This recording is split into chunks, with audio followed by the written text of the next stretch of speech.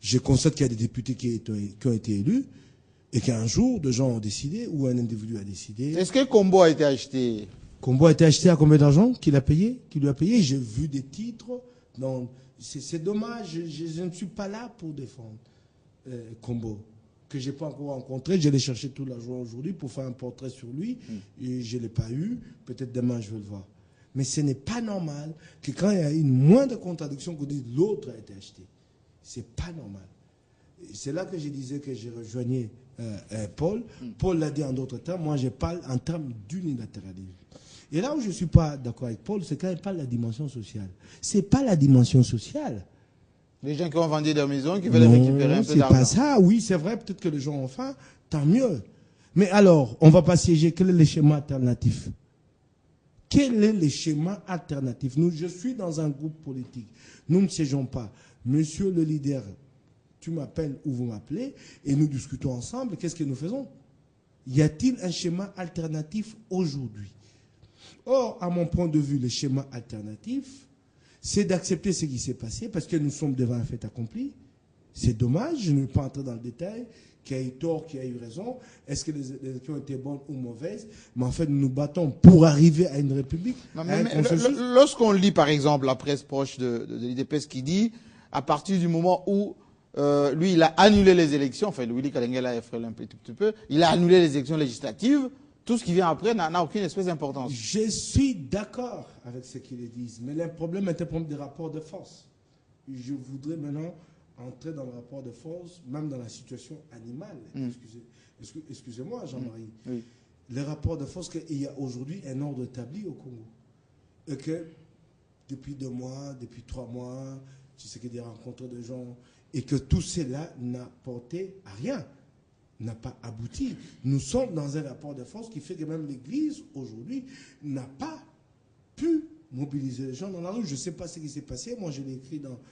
le 16 février. Il y a eu un problème de coordination. Oui. Mais est-ce qu'il faut qu'on continue un combat comme celui-là? Il faut choisir. Nous sommes dans un combat pour l'alternance démocratique ou une lutte pour la libération. Et moi, je pense que nous sommes dans une alternance démocratique. Et si nous sommes dans une alternance démocratique, si nous perdons, parce que l'adversaire a utilisé les moyens déloyaux, parce que nous n'avons pas nous-mêmes été capables de négocier avec d'autres, parce qu'on n'est pas fort seul. Alors, que faire des 40 députés quand même? C'est pas négligeable. Non, le problème des 40 députés, moi, Jean-Marie, mais j'ai pas fini encore ma pensée là-dessus, c'est que il y a un problème. Il n'y a pas de schéma alternatif. Il faut demander aux députés, je suis d'accord avec l'UDPS, l'aile qui dit, parce que j'ai suivi aussi Albert Moleka qui dit qu'on n'a exclu personne. Moleka l'a dit. Mais lui, il est plutôt modéré. Non, je ne dis pas qu'il est modéré, je dis qu'il y a une contradiction au sein du parti. En fait, je constate que les instances du parti n'ont pas siégé. S'il y a des voix discordantes, c'est que les instances n'ont pas siégé. Il faut que les instances siègent. Mais je dépasse ce débat pour dire que le problème aujourd'hui, ce n'est pas de dire 42 députés ou 20 députés. Quel est le schéma alternatif? Parce que pour moi, Moukébaï, dans ma compréhension d'analyste, comme on traite tout le temps proche de l'opposition, et j'assume encore jusqu'à ce jour, et je vais l'assumer, parce que c'est ma pensée, c'est que je ne suis pas proche de l'opposition, mais je crois en des valeurs. C'est que le schéma alternatif, aujourd'hui, nous sommes incapables de créer un nouveau rapport de force. Le prochain rapport de force, c'est de restructurer la CENI et d'essayer de se battre pour les provinciales et les sénatoriales et les locales. Parce que les gens de l'opposition disent qu'il y a tout un processus derrière. Un processus. Si nous voulons sortir... Il y a des villes à gagner, des provinces... Oui. Parce que je me dis, je regarde d'autres États, je regarde l'Haïti. Ça, quand je l'ai dit, les gens ne me comprendront pas.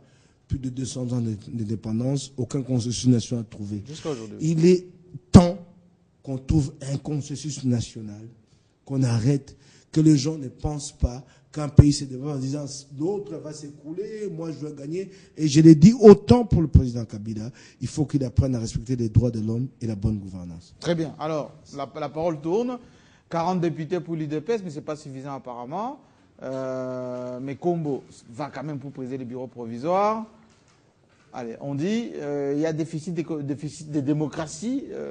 Tout à l'heure, Paul Diakessi disait il ne s'est rien passé, hécatombe, élection bâclée. Non, non, ce qui arrive aujourd'hui sur la scène politique congolaise, Jean-Marie Kassamba, c'est la conséquence de la robotisation, ce que j'appelle la robotisation de la politique au Congo. Au lieu que l'on voit les idées, au lieu que l'on croit en des convictions, on a plutôt commis l'erreur de penser que si telle personne n'existe pas sur la scène politique congolaise et donc la République elle-même n'existe plus. Ou alors penser que si telle personne n'arrive pas à conquérir le pouvoir seulement au plus haut sommet de l'État et donc le reste c'est nul. Voilà la conséquence. La telle personne, c'est Etienne Tshisekedi. C'est Etienne Tshisekedi, le cas échéant. Alors, pour ceux qui pensent à la crise, le calcul est simple. D'abord sur le plan juridique. Je ne vois pas, du fait de l'absence de députés élus de l'UDPS, une crise s'installer au niveau de la Chambre basse du Parlement. Parce qu'en 2006, ils n'y étaient pas. Mais le Congo ne s'est pas arrêté. En 2006, c'est une grande preuve. Mais pour le cas échéant, nous avons 500 députés élus. La loi est claire. Pour prendre des grandes décisions au niveau de l'Assemblée nationale, il faut une majorité simple plus 1. Donc déjà, avec 251 députés, le quorum est atteint. On peut siéger en bonne et due forme sans enfreindre à la loi et sans avoir aucun problème avec le règlement intérieur. Donc, quand nous prenons les 500 moins 47 ou 67 députés élus de l'Assemblée nationale, on comprend les 500 élus de l'Assemblée nationale moins les 47 ou les 67 de l'UDPS, on comprend que l'UDPS ferait acte de rejoindre le train des autres parce qu'avec ou sans ces députés, l'Assemblée nationale va siéger en bonne et due forme. Ça, c'est de 1. De 2, sur le plan social, sur le plan de fait, on doit se refuser de déduire que l'opposition congolaise, sans l'UDPS, ne vaut rien. Parce que nous avons vu... Mais ce qui s'est dit à limité. Hein. Non, mais c'est une monstruosité grave. Même ce qui était dynamique, Etienne Tshisekedi, même ce qui était de 7, tout ceci ne représente pas grand-chose à partir du moment où l'UDPS, en fait, lui-même n'est pas au Parlement. C'est une monstruosité grave parce que les faits les plus récents nous ont démontré que la législature allant de 2006 à 2011, l'UDPS était la plus grande absente. On a prédit l'hécatombe, on a prédit ceci et cela, rien n'est arrivé. Les institutions de la République ont fonctionné normalement. C'est comme pour dire que ce pays nous appartient tous, nous y avons les mêmes droits, les mêmes devoirs. Nul n'est indispensable. On peut ne pas être là, la République va continuer de manière très, très normale. C'est avec cette façon de faire que l'opposition de la République a fait manquer à la République un porte-parole de l'opposition pendant toute la législature, tout simplement parce qu'il y a eu robotisation et de l'opposition. Il fallait absolument Jean-Pierre Bemba. Oui, l'opposition se retrouvait dans le MLC et le MLC se retrouvait dans Jean-Pierre Bemba. Conséquence, la République a fonctionné sans un porte-parole de l'opposition. Cela étant dit, aujourd'hui, Kombo Kissi fait sa déclaration de fidélité à l'UDPS et à Etienne Tshisekedi. Mais au-delà de tout ça, moi je pense que ne fût-ce que... Il est radié par ailleurs. Hein? Il est radié, mais je me demande, c'est lui, la personne... Alors justement, on va... J'ai dit une info et puis je vais faire une petite digression. Oui. Peut-être que Harold l'a pas.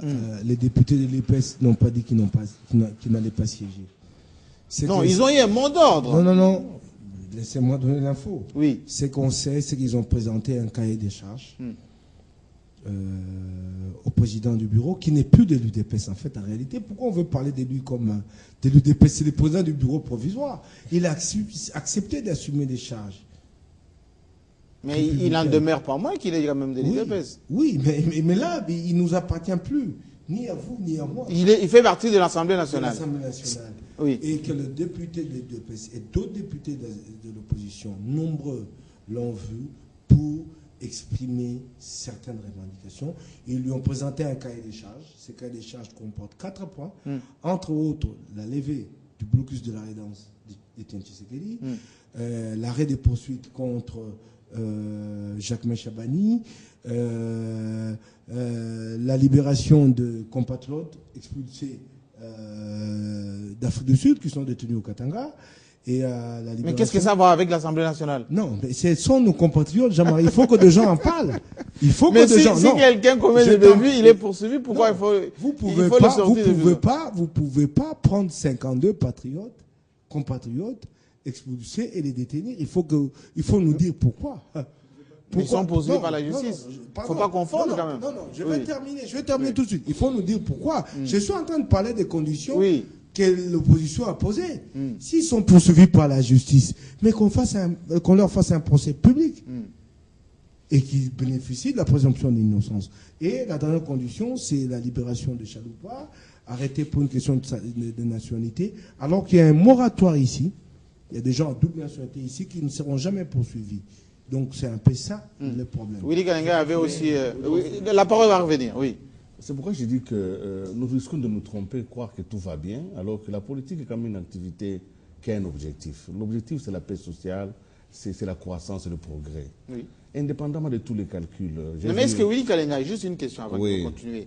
Le fait d'être de l'opposition va permettre aux Congolais d'être absous de toute poursuite, même s'ils commettent des bévues? Non, je me dis que il faut d'abord reconnaître que l'opposition dans ce pays a quand même été persécutée. À un moment donné ou à un autre, il ne faut pas les nier. Nous avons des faits historiques. Il y a quand même, on ne peut quand même pas dire que c'est à la liberté des mouvements. Ces choses-là existent et nous n'avons pas le droit de nier ces choses-là. Il y a aujourd'hui des opposants qui sont en prison. C'est vrai que s'il y a des gens qui se sont mis en danger eux-mêmes en violant les lois de la République et qui doivent être poursuivis, ça c'est d'accord. Alors pourquoi il faut mettre sur la liste des revendications contre la participation à l'Assemblée nationale? Non, écoutez, je ne veux pas rentrer encore dans les conditions imposées par les membres de l'UDPS à leur président, le président de l'institution. Hein. Oui. Et je pense que si... c'est pas leur président. C'est le président de l'institution. C'est le président de l'institution, c'est le président. Qui appartient à tout le monde, y compris à la majorité. Hein. Oui, c'est le président. Voilà, le président de la Chambre. Mais écoutez, il est le président de la Chambre. Ici, il s'agit, je vous ai bien dit, ne nous trompons pas des cibles. Nous faisons des élections. Pourquoi? Pourquoi nous avons des institutions? Pourquoi nous avons un chef d'État? Pourquoi nous avons des députés? Tout ceci est mis ensemble parce que nous voulons que le pays progresse. Alors, comment est-ce qu'on va évaluer si nous avons réussi ou pas? C'est au regard de l'état du pays. Est-ce que le pays va bien? Est-ce que les paramètres, les indicateurs macroéconomiques dans notre pays, la vie sociale, la sécurité, est-ce que le pays va bien? C'est au regard de la santé du pays qu'on peut évaluer une institution.